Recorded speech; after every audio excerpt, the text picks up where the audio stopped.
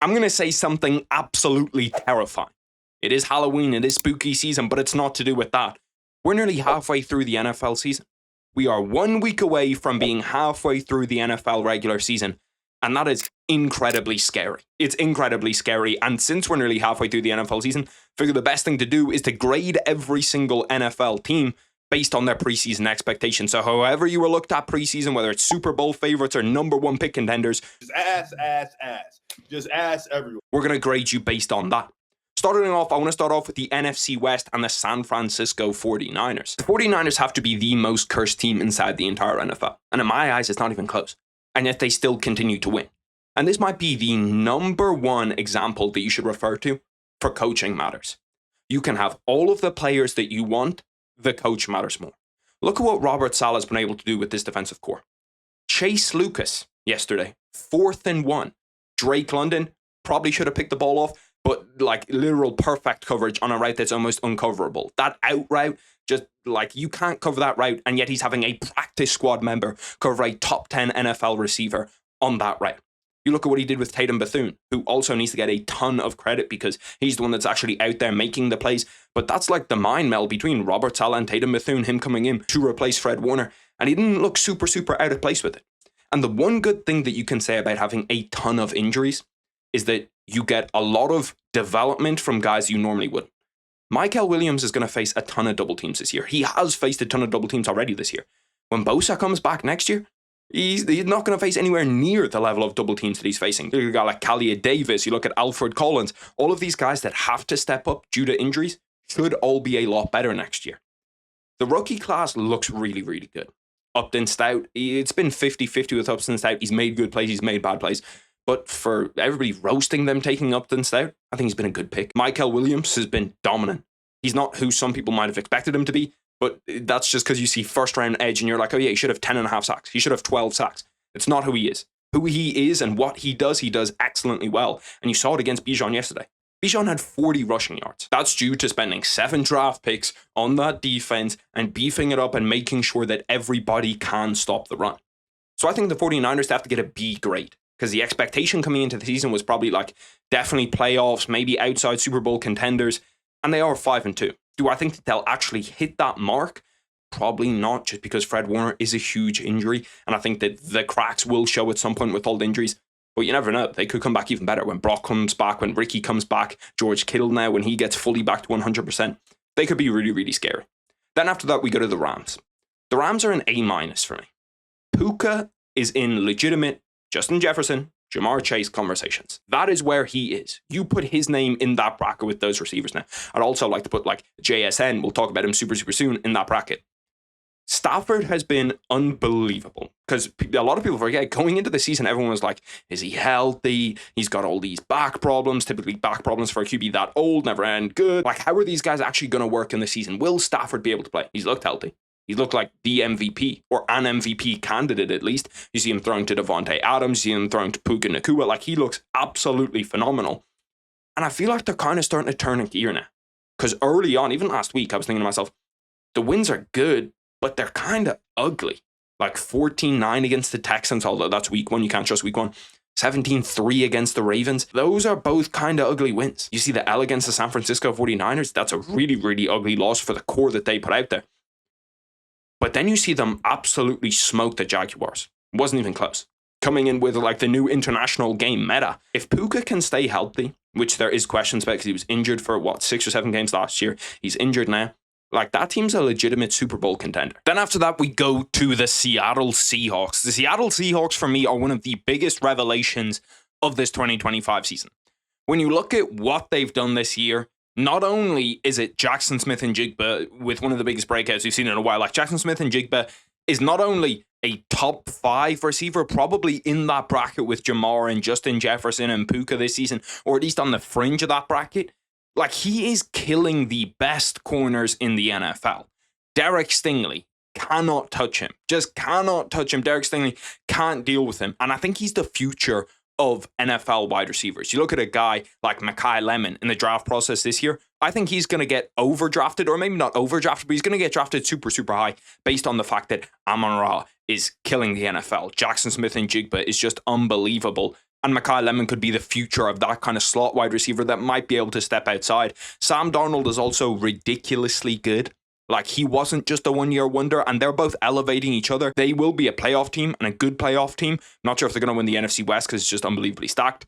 But I think that their Super Bowl window is like next year and on. If they can just get a little bit more talent in that team, I think that they 100% have a Super Bowl window. And then after that, we go to the Cardinals.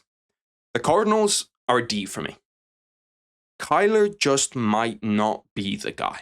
And I hate to say that because I know that there's a lot of Cardinals fans that probably really want him to be the guy who's been a first overall pick on. But when you watch the last 2 weeks, Jacoby Brissett came in and operated that offense really well. Like, really, really well. And I kind of get to thinking in my head, if you had Kyler Murray in those games, are you guaranteed to win those games? Do you think Kyler Murray would have performed better in those games? If you have Kyler Murray against the Packers with 1 minute 40 left or 2 minutes left, do you think that he drives them down the field and gets them the touchdown? Do you think he gives you a better chance to win than what Jacoby Brissett does? I don't right now. And don't get me wrong, Kyler Murray has been affected by them being decimated at running back. Like, you have the whole Amari DeMarcado situation. You have them losing James Conner for this season. You have them losing Trey Benson. Trey Benson's on IR. So that definitely hasn't helped them. But the generational receiver that you have doesn't look like that kind of relationship is formed between him and Kyler Murray. And definitely a lot of that is to blame on both of them. You know, like Marvin Harrison Jr. has to take blame. He's had a ton of drops. He's had a ton of just bonehead plays. But Kyler Murray also just hasn't really ever formed that elite relationship that he should have.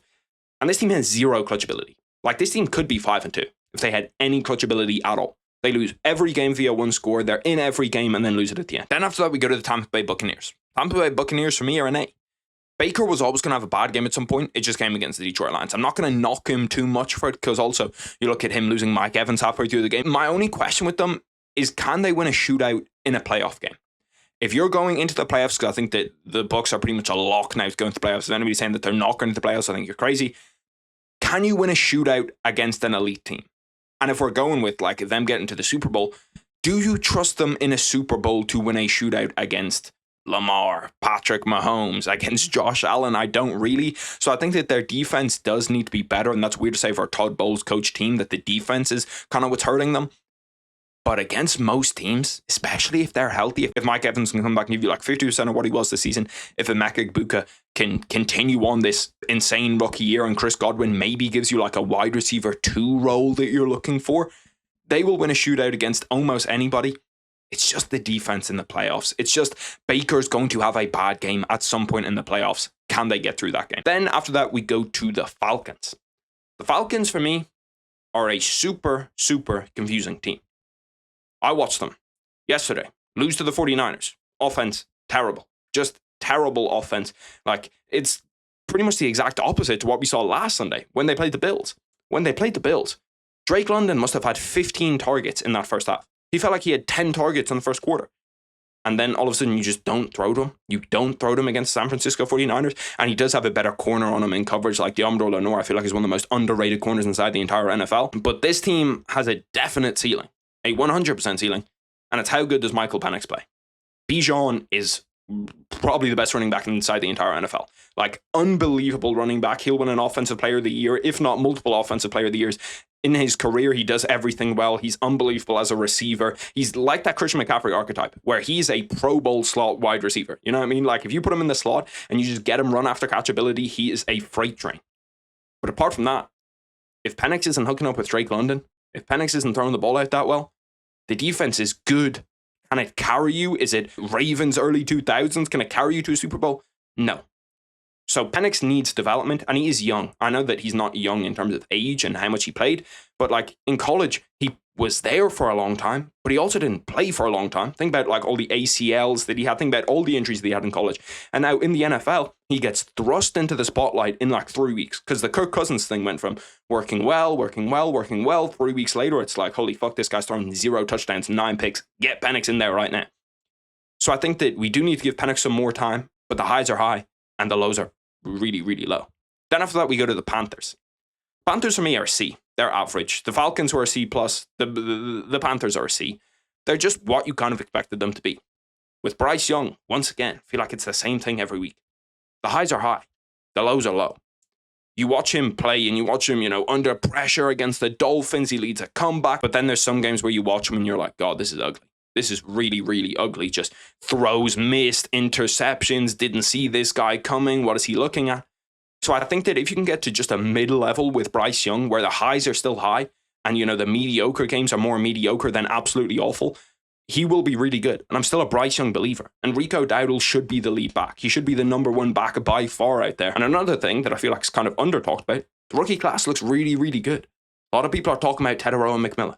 And, like, rightly so, because he has been incredible. He's been super, super fun to watch. But you also look at, like, a Nick Scorton's been really good. Princely Umami Ellens looked good.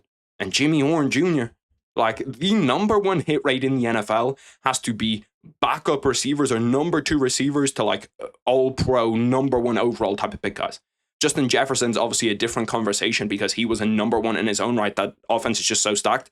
But, like, I like Jimmy Horn Jr. a lot coming out of college. When you watch Colorado, obviously Travis Hunter just jumps off the page to you, is unbelievable. But Jimmy Horn Jr. made plays. And he's made plays for the Panthers. And I think that, like, within the next 2 or 3 years, Jimmy Horn Jr. will become a solid number two guy. Maybe he could even elevate to a bad number one guy.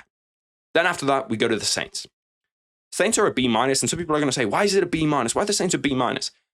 They were an F preseason. Everybody expected them to just be 100%, you're getting the number one overall pick preseason. It was them, it was maybe the Titans, it was maybe a few others in the conversation, but the Saints were top of the board when people are looking at, like, preseason odds, who's going to have the worst record inside the entire NFL. And they might have a quarterback. Like, Spencer Rattler has been good. He was bad against the Bears. It's probably his worst game of the season against the Bears. But if you aren't just on the Spencer Rattler hate train or the 5th round pick hate train, which I hate the fact that where you get picked in the draft carries on so far into your career. Like, some people still don't have Brock Purdy as like a top 20 quarterback just because where he got picked in the draft. But Spencer Rattler has been like a legit starting quarterback. And when you look at that 2026 quarterback class, you have Mendoza's in there, Dante Moore's in there, you have Lenore Sellers is in there. But I think you're kind of happy to stick with Spencer Rattler as your guy in 2026. And worst comes to worst, you look at that 2027 quarterback class, you got some dogs coming in. People don't like Arch Manning, but Arch Manning, I think, will become better in 2027. It was crazy to have him as a Heisman already preseason. You look at Julian Sain in there. Julian Sain has been fucking slanging the ball at Ohio State. He's looked unbelievable this year. And DJ Lagway, another guy that people are pretty down on, but DJ Lagway's in that 2027 class. So I think that they should keep Spencer Rattler, and it's a B- because they have a quarterback. Then after that, we go to the Packers. The Packers, for me, are a B. They're just above the Saints because the Packers were preseason Super Bowl contenders, and I just don't really see it right now. There's kind of two ways that you can look at this team. Glass half empty, glass half full. Why are they in close games against dog shit teams? Why are you in a close game with Jacoby Brissett, where Jacoby Brissett had a drive? If he led that drive and they scored a touchdown, they beat the Packers. Why do you lose to the Cleveland Browns? Why every single game that you're in against dog shit teams, like why is Joe Flacco in the Bengals when he's literally off the plane 4 days practice? Why is he kind of, bringing it to you a little bit in the fourth quarter? You can look at that as a terrible sign, or you can look at it as they haven't clicked yet. They're a good team and they're still winning these games. So I'm kind of 50-50 on it, where it's like you're not living up to that Super Bowl contender that we thought you would. And it would be kind of different if just Micah Parsons wasn't really fully adapted yet. Micah Parsons looks fucking incredible. He looks awesome. Like 3 sacks yesterday against Jacoby Brissett. But I just don't know how well their corners and their wide receivers are going to hold up when you get into a big time game. When we get into playoff games, if you have to play the Rams, if you have to play the Eagles, who haven't looked great, but if you have to play these great wide receiver cores that have good defense, good running back, good everything, how are you going to hold up? If you have to play the Lions, how are you going to hold up? And I just don't know if their corners and the wide receivers can bring them through those games. And that is if that Matthew Golden deep ball doesn't click. It's starting to click a little bit. If you watch the Packers games a lot, I was going back and watching them, like Jordan Love has 3 or 4 deep balls a game where it's like that close. It's that close to Matthew Golden's 60-yard touchdown. And if that starts to click and Matthew Golden starts to show and be that number one wide receiver, God, they could be scary. Then after that, we go to the Lions. The Lions, for me, are an A. Any questions about coordinators for the Lions are gone. There was a lot of questions like preseason, is Dan Campbell that great of a coach, or was it Ben Johnson, was it Aaron Glenn? I think all of those questions are immediately gone. And I also really, really like Kelvin Shepard too. I think Kelvin Shepard's a great defensive coordinator. I just love like how he talks about shit. Even in interviews, you hear him talking, you're like, yeah, he's a football guy. He's a guy that you want to be coached by. Now, it's no excuse. It's just the job you signed up for. You signed that contract as a corner in the NFL. You're expected to do that. But let's make no mistake about it. I told D-Line, how would you like to go out there on that island while you guys having fun in here in the box, knowing there's nobody back there? And they're an elite offense. Like an elite offense, they're legitimate Super Bowl contenders if the defense can stay healthy. Last year, I know people probably haven't forgotten, but like they would have been 100% Super Bowl contenders. They would have been right in the mix. They probably would have been favorites for the Super Bowl. But you lose Aiden Hutchinson, who was having a Defensive Player of the Year type year, and then you lose your entire defense. It's kind of started happening again this year. They obviously haven't lost Hutch, but you've lost a ton of that secondary, and shout out Kelvin Shepard, similar to the role that Robert Salas played, probably hasn't got enough credit for it, for him being able to mix and match parts and them still look really, really good against that explosive Buccaneers offense. But yeah, they're elite. Amon-Ra St. Brown's elite. He's a top 5, top 10 receiver. Jameer Gibbs is a top 5 running back. They're just so good. Then we go to the Vikings. The Vikings, who are actually a game that we have Thursday Night Football knowledge for, and it's not great knowledge. You'd probably rather that we didn't have that Thursday Night Football knowledge to go off of. They're a D+. Like, they're a dark horse for the Super Bowl preseason. As in, like, a lot of people were like, well, if JJ McCarthy can come in and be as good as we saw him be, look at where Sam Darnold had this team. And now you look at that Sam Darnold decision and where Sam Darnold had this team, and you're like, oh, fuck me, I wish we had just stayed with Sam Darnold, especially because the offense is really bad. Like, the offense is really, really bad. Justin Jefferson, it's not like he's fallen off. He's still Justin Jefferson. He's still Jamar Chase, Justin Jefferson. Like, he's still in that bracket, still in that conversation. JJ McCarthy didn't throw him the ball a lot. Carson Wentz is not good. Like, he's just about a decent backup, you know what I mean? But JJ McCarthy's also been bad. Like, JJ McCarthy had a fourth quarter against the Bears, and apart from that, it looked really, really ugly. But people calling for JJ McCarthy as a bust or for him to be dropped, I do think is crazy. He's young. Like, he just got into the NFL last year, and he was injured for the entire year. And bear in mind, at Michigan, he wasn't exactly, slanging the ball out. He wasn't in the fucking Patrick Mahomes Texas Tech air raid offense. He was in an offense where it was run heavy, run first, and he didn't have to do a whole bunch. He has looked good. He needs time. He needs maybe this entire season. And honestly, next season, he might not look great either, because this is essentially his rookie season. You can take as many VR reps as you want to. It's not gonna be the same as actually being out there. And I think that we're seeing that this year. The defense kind of worries me a little bit, because now there's back-to-back weeks where it's like they got torched by the Eagles, we got torched by the Chargers, Justin Herbert just doing literally whatever he wants. So the defense does worry me, because it's not like it's unbelievably unhealthy. They're not dealing with the Niners injuries. So the Vikings do actually kind of scare me, and they're a deep. They're actually pretty bad. Then after that, we go to the Bears. The Bears are a C+. Water's kind of coming to level with the Bears. They were a little bit overrated for a week or two when they beat the Cowboys, which the Cowboys win now, starting to look better and better and better. But the Cowboys, when the Cowboys defense is just paper mache, then you beat the Raiders by 1 point, who are just awful. You beat the Commanders by 1 point. The Commanders also don't look that good. And then you beat the Saints. I think that they are a playoff hopeful team. Maybe they'll get into the playoffs. And that's kind of where they were preseason, which is why they're getting that C+ grade. I don't see them challenging. They're not Super Bowl contenders. There may be guys that are going to get in the playoffs. They're probably going to get into the wild card. They might be able to cause an upset somewhere. But the right things are happening for the Bears. Luther Burden, who I loved. I think that Luther Burden's been good this year, and he's only starting to get better. Caleb is kind of starting to recover from the PTSD of how dog shit his offensive line was last year. Because a lot of people talk shit about, oh, he's super conservative. Oh, he doesn't do this. Oh, he doesn't do that. Yeah, because he literally had me and you fucking blocking for him last year. Now that offensive line is starting to get better, starting to get more confident, he's hitting the deep balls, and all you have to do is watch that first series. The first series of the year, him against the Vikings, where he goes out there and dices them up. Like, that Caleb is in there. Caleb can be effective and accurate, and I'm still a huge Caleb Williams believer. I don't know really what's going on with Colston Loveland. I don't know why he's not that involved. I presume it's like by the end of the year, he'll be more involved. By second year, he'll get more and more involved. I still definitely do believe in him. But it is a little bit weird considering how much Ben Johnson has used his rookie tight ends. Like, you look at how much Laporta got used at the Lions. He was a tight ends coach coming up. Kind of doesn't make that much sense to me, but I presume that he'll only get better and better and better. Then after that, we go to the Eagles. The Eagles I consider to be super similar to the Packers. Not in terms of team or scheme or anything like that, but just in how you think about them preseason to how you think about them right now.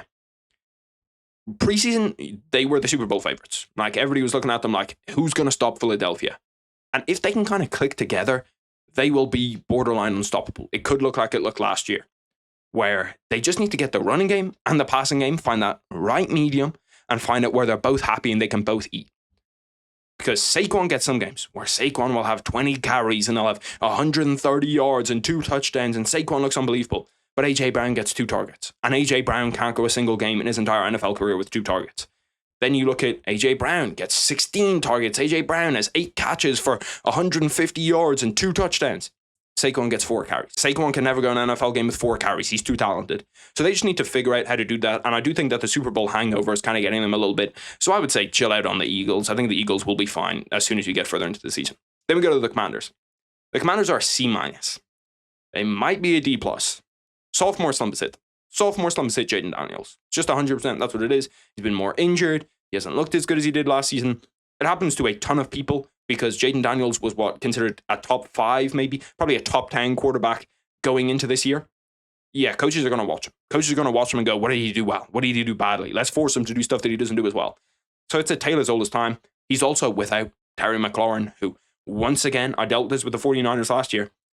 When you hold out for the entire offseason with contract disputes, it might be the biggest lock of all time for you to underperform. Injured. Like Terry McLaurin wasn't good when he was playing and has now been injured for like the last 5 weeks. And I hope he comes back, and I hope he's good when he does come back, because he is really, really good. But like, you can't expect Jaden Daniels to go out there, and he has made Debo look good, because Debo was dog shit last year. He's made Debo look good. Bill Krosky merits a huge hit in the 7th round to have like a good running back in the 7th round. But the defense still has a lot of questions. Defense is still not good. Defense is actually pretty bad. And your first round pick, Josh Connerly, hasn't looked great either. I hate to judge first round picks this early because it's their first year inside the NFL, but he just hasn't looked great so far. Then we go to the Cowboys. The Cowboys are a B-, and I hate what's going on with the Cowboys this year. This is an MVP year for Dak Prescott. It's like Burrow last year. Dak has been unbelievable this year. Throwing to CD, throwing to George Pickens, he's looked just unbelievable. The offense is so good. Like Javonte Williams even looks really, really good. But the defense is awful. Like the defense is actually like unpalatably awful.